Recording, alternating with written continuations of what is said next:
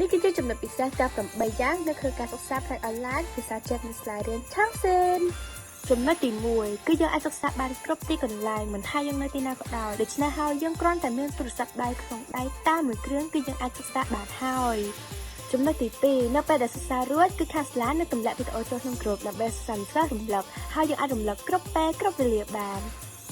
ចំណុចទី3កម្មវិធីសិក្សារបស់សិស្សានុសិស្សផ្នែកអនឡាញក៏ដូចនឹងកម្មវិធីសិក្សារបស់សិស្សានុសិស្សនៅផ្ទាល់ផងដែរហើយចំណុចទី4វិញគឺសិភៅដែលយើងកំពុងតែរៀនហ្នឹងណាគឺបោះពុម្ពស្តង់ដារពីប្រទេសចិន